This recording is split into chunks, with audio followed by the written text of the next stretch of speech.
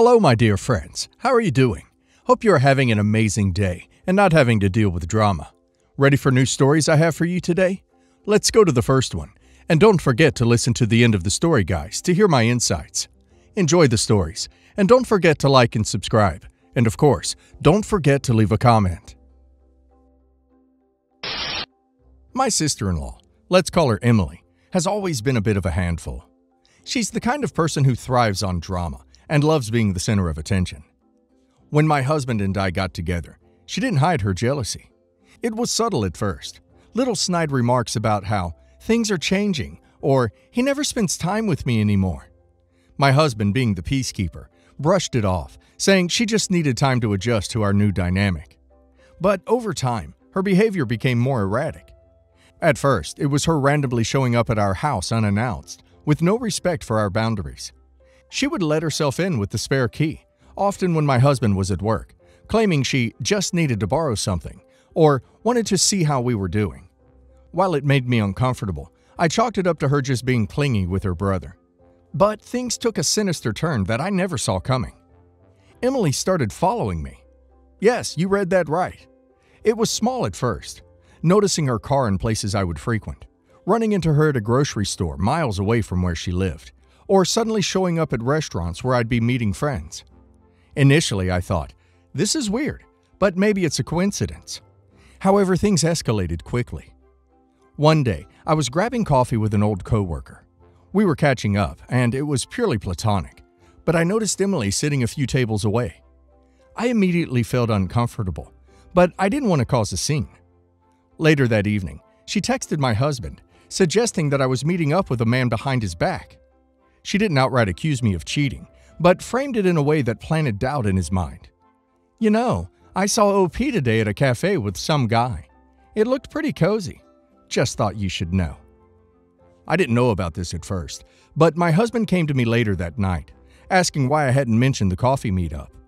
I was confused and asked him what he was talking about. When he explained what Emily had said, I was floored. I immediately explained the situation, and luckily, my husband believed me. But Emily wasn't done. Over the next few weeks, Emily began a full-fledged campaign to undermine my marriage. She would call my husband randomly and drop comments about how she couldn't believe how quickly I had changed since the wedding, or how she had heard things from mutual friends about me being seen with other men. She even went as far as to contact my husband's close friends and spread rumors that I was cheating on him. I confronted Emily about this, hoping we could have a rational conversation. I wanted to believe that she was just acting out of jealousy, and maybe, just maybe, we could resolve things. But when I tried to talk to her, she completely flipped the narrative. She claimed she was only looking out for her brother, and that I was the one being defensive. She told me that if I had nothing to hide, I shouldn't be so upset. It was gaslighting at its finest, and it was infuriating. My husband and I had to sit down and have a serious conversation about how to handle this, because Emily wasn't backing down. We decided to distance ourselves from her, but that wasn't enough for her. She escalated her behavior by telling other family members that I was driving a wedge between her and her brother. Things came to a head when Emily somehow got access to my phone records. I'm still not entirely sure how she managed this, but she found a few numbers that she didn't recognize and started calling them. These were business contacts or friends, some of whom were men. Emily, in her delusion, began calling my husband at all hours, claiming she had proof that I was cheating. She even sent him screenshots of call logs and fabricated stories about how I was hiding things from him. The stress was overwhelming. My husband, though still trusting me, was visibly shaken by the constant barrage of accusations. It was taking a toll on our relationship, and I could see that Emily's toxic behavior was poisoning the well. At one point, my husband broke down, telling me he didn't know what to believe anymore because Emily was relentless and so convincing in her manipulations. I could feel my marriage crumbling under the weight of her lies. I felt violated, betrayed, and completely lost. Here was a woman who should have been happy for us, supporting our new life together, and instead, she was hell-bent on destroying it. I eventually sought legal advice about Emily's stalking and harassment, but things came to a head before I could take any concrete action. After months of tension, the final straw came when my husband's parents got involved. Emily, in her manipulative glory, managed to turn them against me, at least temporarily. She had fed them so many lies that they believed I was a deceitful wife, and they confronted my husband about it. It was heartbreaking, but when we sat down with them and calmly explained the situation, showing them the baseless nature of her claims, they finally began to see through her. At that point, my husband and I made the decision that enough was enough. We couldn't have someone so toxic, manipulative, and destructive in our lives. It wasn't just about her lies. It was about the complete lack of remorse and accountability. She nearly destroyed our marriage, and yet she had the audacity to act like the victim. You see, because me and my husband are child-free, we decided that we will leave all our estate to his sister because she always struggles financially and is raising 2 kids on her own. But after all she put us through, we made the difficult decision to cut Emily out of our will and let her know that her actions had consequences. When Emily found out, she was furious. She accused us of being petty, vindictive, and punishing her for trying to protect her brother. She went on a social media rampage, posting vague statuses about family betrayal and how she was being unjustly cut out. She now has her kids involved in all this manipulation, saying that they will suffer from our decision. Friends and even distant relatives started reaching out, asking why we were being so harsh with her, and Emily milked the victim role for all it was worth. It was infuriating to see her twist the narrative to make it seem like we were the ones being unreasonable. But we stood our ground. We told her that her actions were unacceptable, that she had crossed too many lines, and that there was no place for her in our lives if she didn't respect our boundaries or stop her toxic behavior. Emily, of course, still refused to take any responsibility for what happened. She continued to tell anyone who will listen that we are the ones who are out of line for cutting her out, and now there's a rift in the family because of it. My husband's parents are caught in the middle, but they support our decision. They've seen firsthand the damage Emily caused and agreed that she needs to face the consequences. Reddit: am I the a-hole for cutting my sister-in-law out of our will? Wow. Honestly, the fact that she's shocked is the most mind-blowing part to me. Like, what did she expect? That OP will let her stalk and harass her without consequences? OP didn't cut her off just for the fun of it. She was actively trying to ruin OP's life. OP and her husband made the right call. OP might even want to think about getting a restraining order, because if she's gone this far already, who knows what's next? Better safe than sorry. And now let's hear the community's opinion. Honestly, you're not the a-hole. But this goes so much deeper than just cutting her out of your will. Your sister-in-law sounds like she's unhinged. It's one thing to be jealous or even a bit overprotective, but she crossed so many boundaries here. The fact that your husband's parents eventually saw the truth speaks volumes about how manipulative she is. I'd be worried about how far she's willing to go. This isn't normal behavior.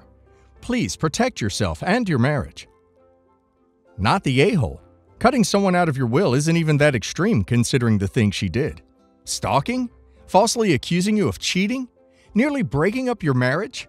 That's beyond toxic. It's actually scary. You're protecting yourself and your relationship. She's only playing the victim because she's been caught and is facing the consequences. Fiancé, 25 female, and I, 26 male, got engaged about 2 years ago after dating for close to 4 years, and our wedding is in less than 2 weeks. Fiancé's parents, 50s, are divorced, and she still has good relationships with both of them. Fiancé's dad got remarried when Fiancé was 13.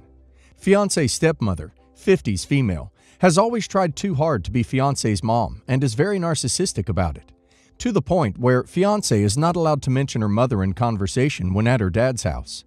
Understandably, Fiancé does not care much for her stepmother.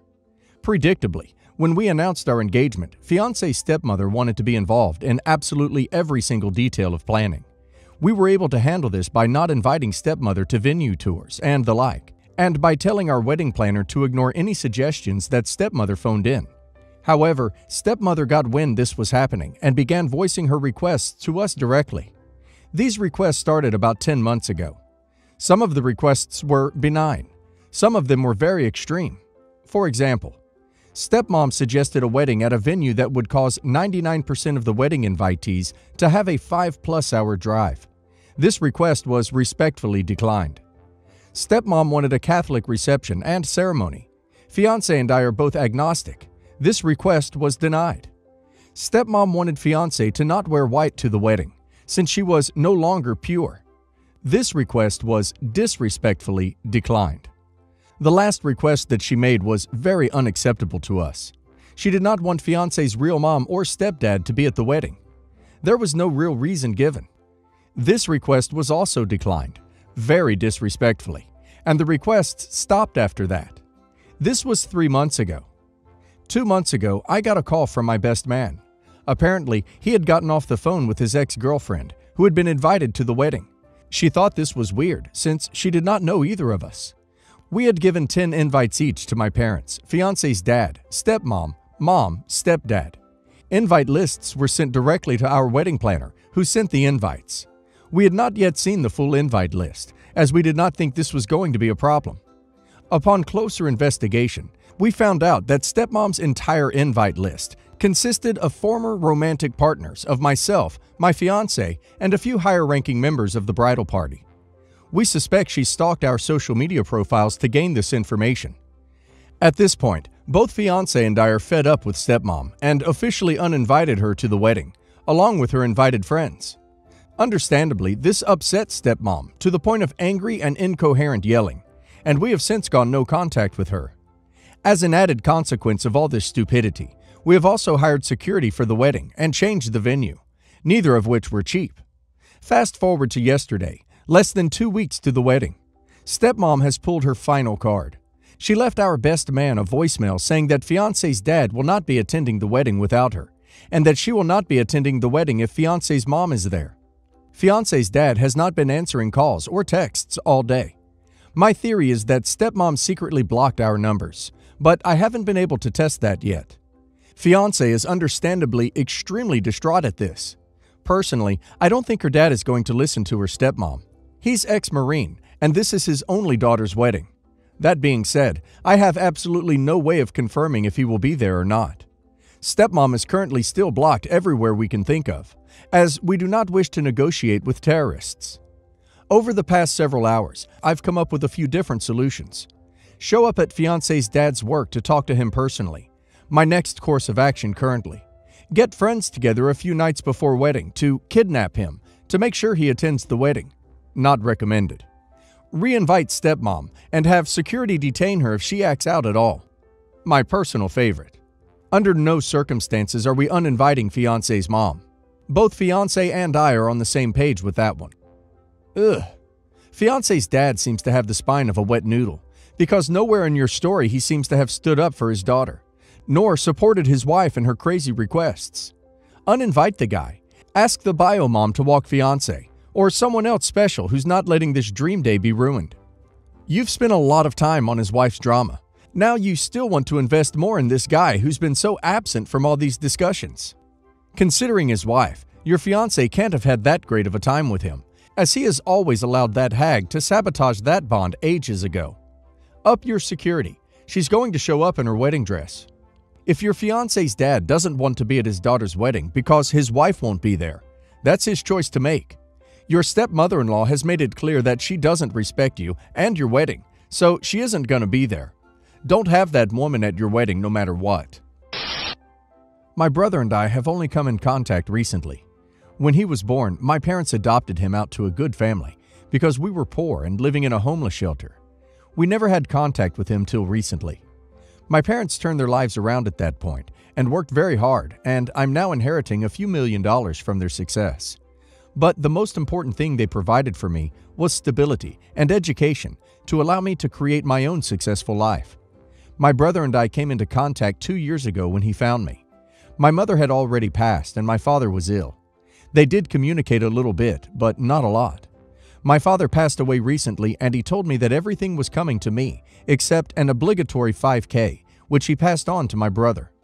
My brother was furious and felt slighted once again.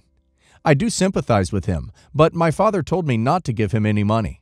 His real parents are well-to-do and have supported him and loved him, so he wasn't missing out on that department, but I feel bad. He's demanding I give him half, if not all the inheritance, because he was given away. I think it's ridiculous to give him anything more than half. I asked him when his parents passed would I get an inheritance as well, to which he got snarky with me and stormed off. I don't know what to do now. If a relationship with him is dependent on you giving him money, that's not a particularly healthy relationship. Your parents' decision to not give him money is not your fault, and nor is it your responsibility to give him anything. Don't give him a single penny. This is extortion, manipulation, and simple greed at its ugliest. You really think you'll have a relationship with him after you give him the money? There's a reason your father said not to give him anything, and why he didn't give him more than he had to. It's not your fault that your brother was given up for adoption. Also not your fault that your parents were able to turn their lives around and leave you a large inheritance. Your brother is jealous and greedy, and I would not give him anything. My husband and I are expats in a country where the average household considers themselves lucky to make $2,000 to $3,000 a year. For the purpose of not giving too much identification information out, I will be referring to the country as Country E. 2.5 years ago, my husband, who works in finance, was promoted to a position in which he could finally have the compensation, authority, and projects that he always dreamed of. The downside was that the position would be in the company's headquarters in another country, required us to move away from our family and friends. But I was so excited for my husband, and our kids, 15 female and 10 male, were so happy about experiencing another culture, as well as supporting their dad, that we urged my husband to take the position. Because they were telling my husband they wanted to see him there as soon as possible, we agreed that he would go settle in and we would fly over around 2 months later. It seems that the moment his plane took off towards Country E marked the beginning of the end of all his feelings of respect and appreciation for me and the kids. After just 2 months apart, I could sense a drastic change in my husband. He went from calling me and the kids every day to every other day, and then reducing communication to texts.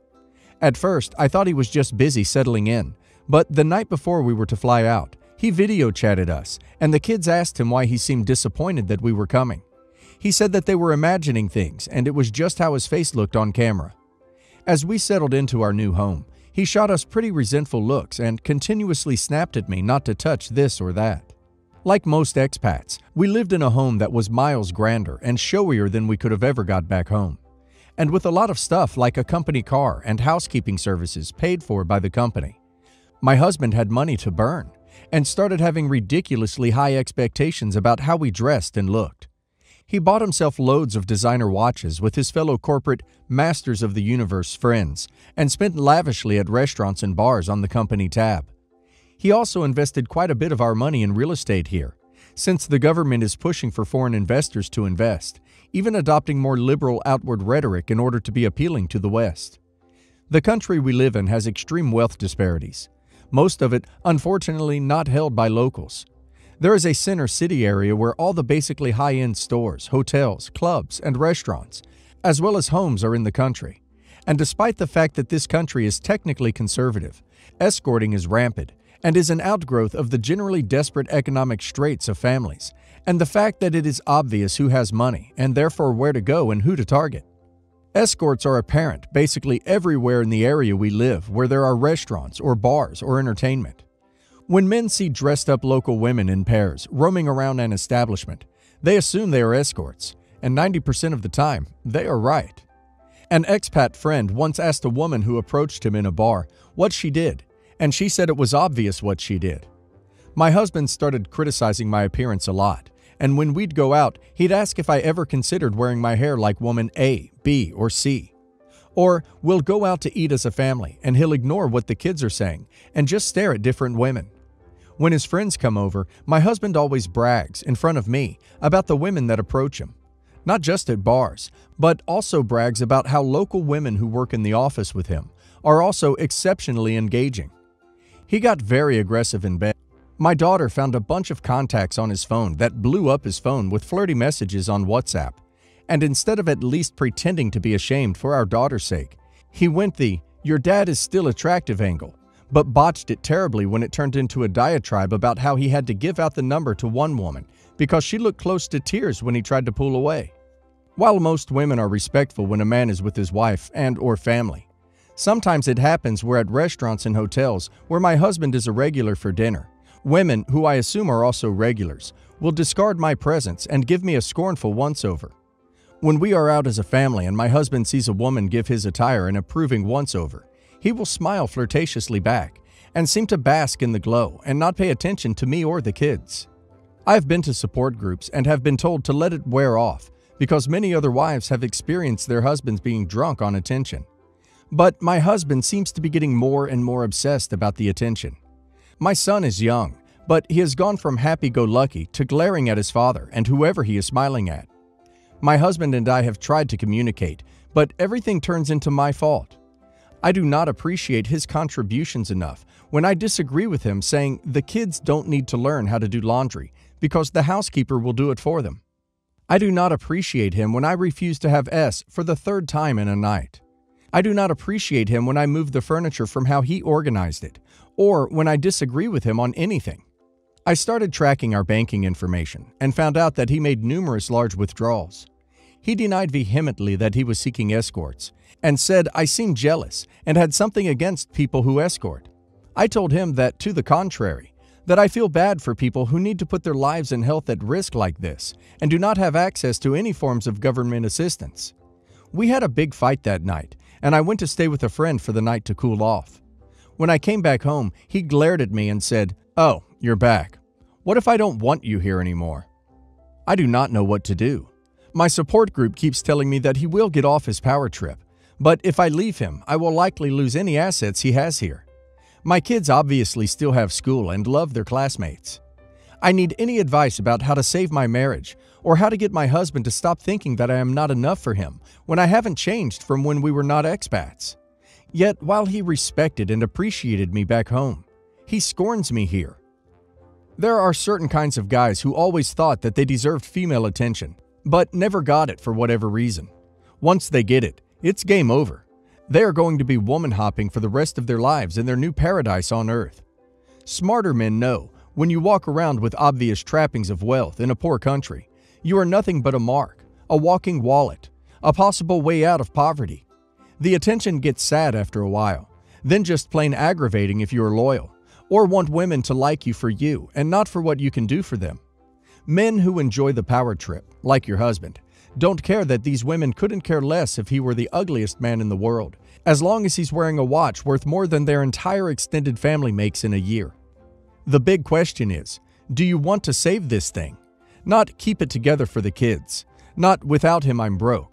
I'm talking, could you ever regain respect and love for this man who has shown his true colors through social clambering on easy mode?